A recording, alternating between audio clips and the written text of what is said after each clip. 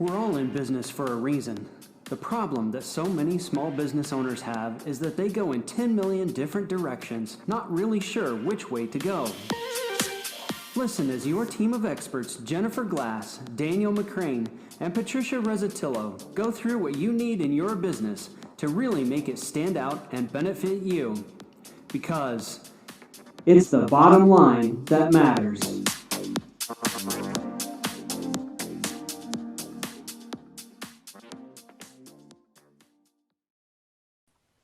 Hello and welcome to another episode of It's the Bottom Line That Matters podcast, where we are dedicated to your success. And I apologize for the flub there. Either way, we are dedicated to your success.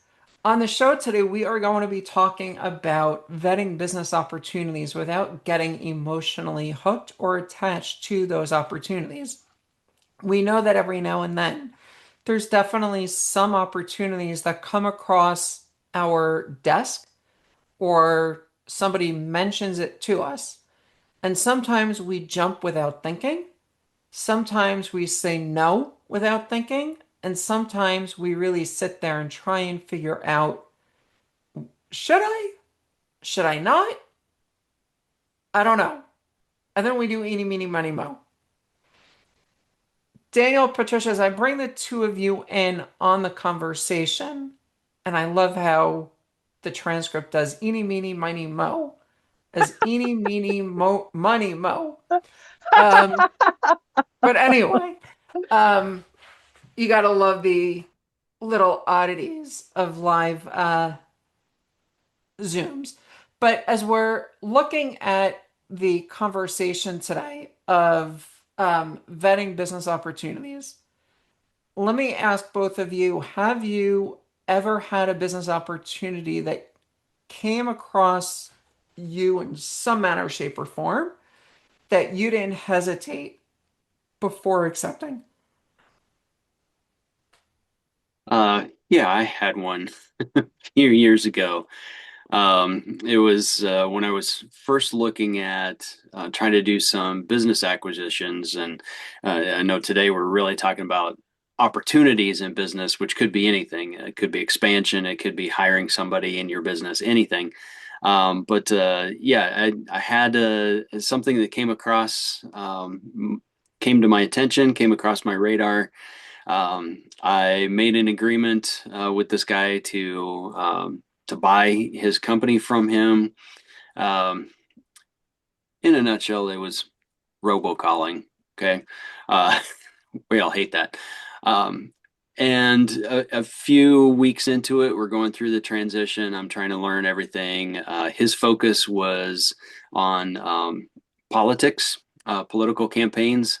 I thought I would try to expand it as a more wide scale marketing tool. The deeper I got into it, the more I realized this has nothing to do with what I'm doing in business, and I can't get it to align. I never should have gotten involved in this. And so I just said, hey, keep the money, but we need to be done. I need to walk away from this. So yeah, I jumped too fast on that one. Okay. Well, and you learned something from it.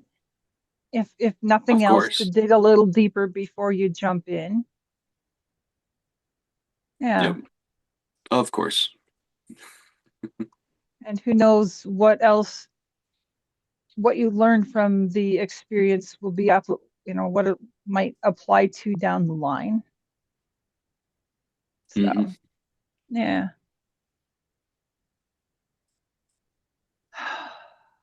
Patricia, what about you though? Yeah. Yeah. So a few years ago, I joined this coaching consortium, and yeah, I needed to have a better established business. The people who were doing well in it already had businesses. Um, I had come a long ways, but I was dealing with some emotional damage that had been wrought on me. And so it was very difficult for me to go out and talk to people. I did hold a few workshop type events, which was interesting. And it worked, that part worked as long as I had a partner that had lots of contacts that were going to be active and participating. Um, yeah. And I did learn a lot from the content that we had. And I still, to a degree, I mean, I use some of it. It's been kind of a jumping off point for me, but I was not set up to run that kind of a business. That said, if I Okay. had not done it, I would not be here with you lovely people today. So, you Absolutely. know, Sometimes we take those leaps and we look at what we're doing. Other times we question those leaps. yeah, And, the very famous saying, um, you can't change if you don't get out of your comfort zone. Or I'm probably absolutely. butchering the quote, but you get the idea. Yeah, Um, so there's definitely those. And I can tell you, you mentioned how the three of us originally met. And if I didn't make that decision to sign up with the group, and decided instead to just do it on my own, that definitely would have been a very different conversation at this point because I don't think the three of us would have actually met. So, right, Mhm. unless we would right, have just in a different way, but right, yes. right. Well, and see, then with Daniel, I brought him into another company that I was working with, and he did some fun stuff there, and it's totally changed the trajectory of lots of other people, clients and ourselves and our families and lots of things. So I don't regret doing it. Mhm. So yeah, so let's talk about that one then. So that opportunity came up that you introduced me to, Patricia, Yeah, and that one fit very nicely with my current business practice, my current consulting. So that one just was hand in glove. It's yeah, exactly what I needed to. It was another service to add to my client base. My clients needed that. It was a great door opener to get additional clients. It just worked out so well. So that one turned out to be a great opportunity. yeah, yeah, yeah, There's definitely a lot sometimes that it does make sense with in that regard, where you can really start seeing how certain things do go hand in hand. And other times you might be stretching to figure out, does it go hand in hand? I mean, I had an opportunity personally in my own business to purchase a friend's mastermind group. As a business coach, purchasing another business coaching mastermind is a direct connection into my business. I've had other opportunities also where I had to think, does it directly connect? One of my clients asked me at one point, he said, you're doing all of this, but you're not selling greeting cards, right? No, I'm not selling greeting cards. The whole idea there was really, it's like, how are you putting it all together, right? What is it that you're doing, and how does it all ultimately work? That's not to say, though, and Patricia, you were laughing at that about selling greeting cards. And I want to push back for a second because if I do offer greeting cards, there would be a value because as a business coach telling one of your clients send out a card to thank the person who you speak with as a prospect and have that card personalized and yeah, have that sent out, that yeah, would be an easy connection that I would then be able to offer and get that out there. And yeah, so there is that kind of immediate connection. But again, it would take somebody looking outside the business a lot longer to realize the value of integrating that into the business as well. But Yeah. there are those kinds of ideas. And again, this is what we're trying to do with this show is we're trying to make you think a little more strategically and out of the box. Am I making sense, by the way? Yes. Yeah, yeah, Yes. yeah, Yes. you Okay. definitely Yes. are. Yeah. Yeah. So, Yeah. yeah, I think it might behoove our listeners a little bit to think about what other kind of opportunities could come up in business. We've talked about adding services, expanding a little bit. And expansion is an easy type of opportunity to think of. But when you think of opportunities in business, what other opportunities are there? You could expand into a different territory. You could expand by adding staff to the business. You could expand the service lines that you're offering in business, products or services. These are other ways that you can spot opportunity in business to decide, should you even evaluate this, and what kind of opportunities are in play there. So yeah, I think it would be helpful to talk about, Jenna, you brought up at the beginning, how do we evaluate these opportunities without getting emotionally attached to them? Right. Yeah. Exactly. So let me ask another question. If you were presented with an opportunity and you needed to say absolutely no, what criteria would you be looking at that off the bat that you would say absolutely no? How much Yeah, money it was going to take to promote this second opportunity.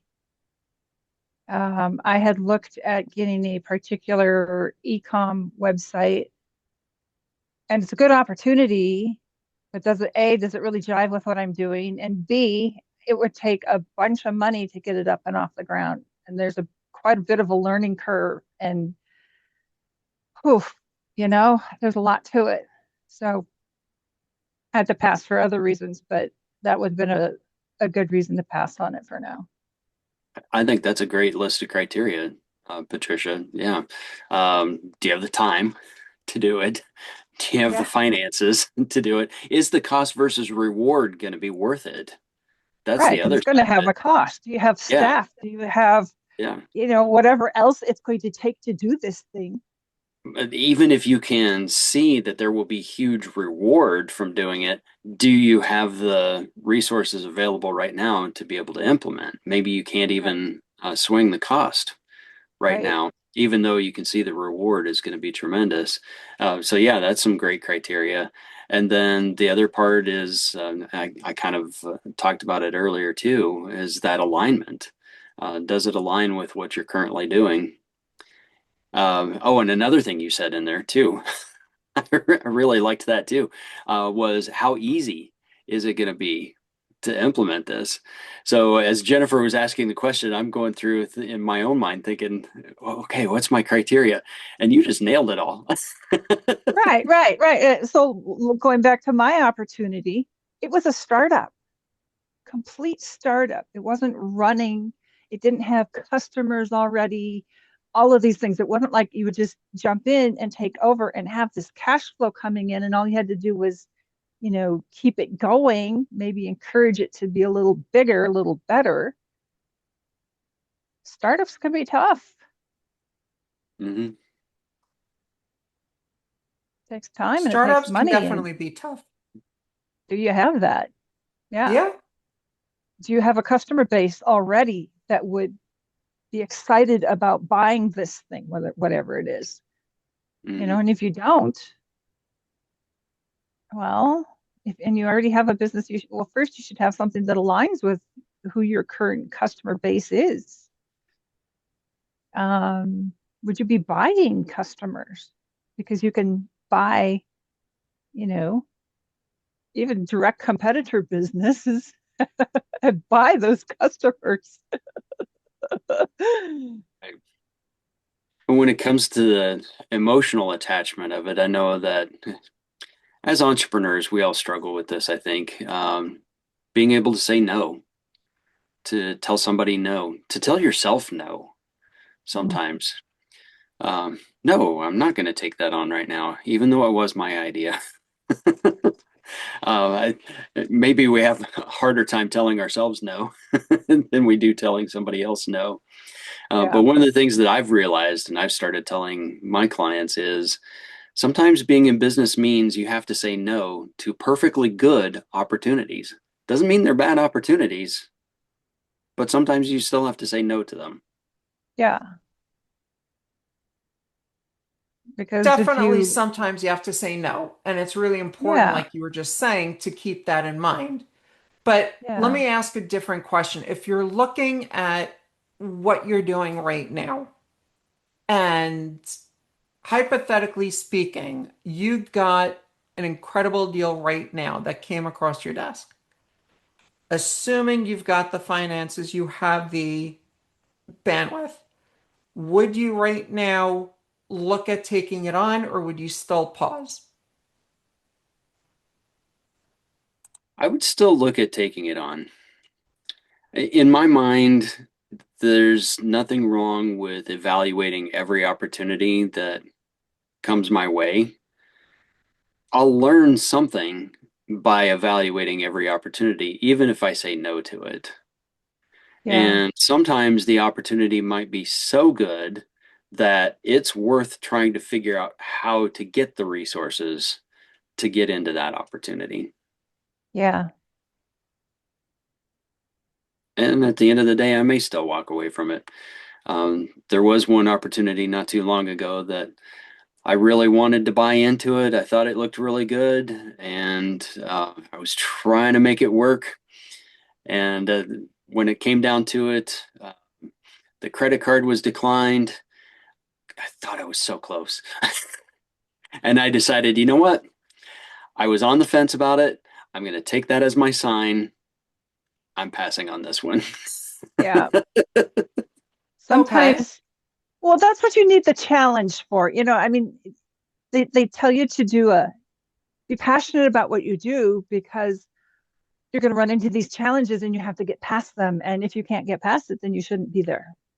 You should, okay, this Hmm. wasn't meant to be. I'm not going to do it. Sometimes you can't make your decision by yourself. You have to have environment make decisions for you. Well, I mean, you kind of had made the decision, but it hadn't been as emphatic. Yeah. Yeah. So, in wrapping up our conversation about vetting opportunities, are there any other criteria that you would look at in looking at, and I know I said look at and looking at, um, not meant, but maybe either way. Um, what else would you be looking at as you vet opportunities? Who I'm working with, an opportunity can be totally valid, but if the person that you would be working with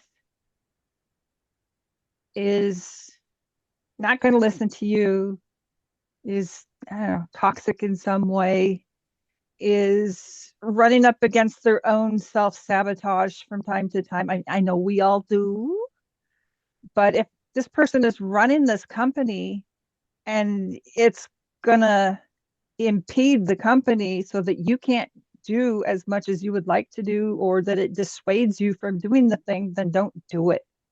When they tell you who they are, listen to them. Mm. So let me Trisha, you and actually I push must be on the back. same brainwave because I was thinking the exact same thing. Who brings the opportunity would be my next point of Yeah, criteria. yeah. Who Exactly what you brings just it? said. Yep. Yeah. Let me push Do you back want to on that work for with a that person? second, if I can. The question that I would ask here is, let's say that it's not going in as a joint venture opportunity, right? Let's say that you are looking at adding a piece to your business that is not necessarily a joint venture relationship. Okay. So whether it's like the story where I was going to be purchasing Mandy's mastermind, or it was a like what I did adding in review management services into my business, which was not a partner per se in that regard. Is there anything different that you would be looking at as that is there as opposed to Daniel, Patricia, I'm working with the two of you, like we have our JV for all, and we've got this podcast, and Sure. we've spoken about a whole bunch of other stuff. There's two very different models in that Yeah. regard. Anything Yeah. different? Well, I was Okay. So thinking there's of a, expanding or the opportunity of hiring someone in your business. yeah. I'm still going to look at who um, as part of that criteria. Okay. Yeah. Yeah, So and there's sorry, a, Patricia, if you want to expand, yeah, go ahead. yeah. So Jennifer used the example of her review business, which is a little bit different, for example, from what Daniel's doing, where he actually bought the software. Jennifer is still dependent on the people who are running that company. If she'd bought the software, as an example, that would be different. Um, because the people who are running a company and decide, oh, we're going to just completely revamp the whole thing and we're just going to start over from scratch and we don't care about what happens to the rest of you people, hypothetically. Whereas with, Daniel's example, where he has the software, he's the owner now. I mean, yeah, he does still kind of work with those people, but he could find somebody else to do patches. He could find somebody else to help with development. He could find somebody else to do whatever else needs done. And he's not dependent on the, let's call it, parent company. So those are slightly different examples. So, it might depend on any of those things. We've seen far too many parent companies change direction, go out of business. It's not pleasant for those things Mhm. when you're depending on them to be there. Just a, thing to keep in mind. Yep. Okay. Anything else, Daniel, on your side that you would add? No, nothing to add. Patricia nailed this one. There you go. So, Oh, as we wrap up our conversation, then it really becomes important. Pay attention to those people that you're going to be working with, the opportunities that are there, the way that things are going to be going as you continue moving forward. There's always so many different ways that we can be getting in the process of what it is we're doing and where we go from here. But think about how it's going to ultimately contribute to your overall business. Is it going to contribute to your freedom or contaminate your freedom? To borrow one of my coach's sayings. So think about that as we move forward from here. And on that note, this has been another episode of It's the Bottom Line That Matters. And until next time, here's to your success. Thanks so much for listening to another amazing episode of It's the Bottom Line That Matters podcast.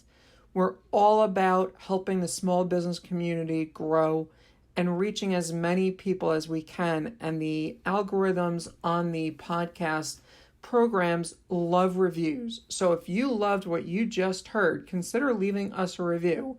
And even if you don't, I'm sure you already did, but consider sharing our episodes and our podcast with your friends and colleagues. Sharing is caring, and here's to your success. Thanks so much, and have a wonderful day.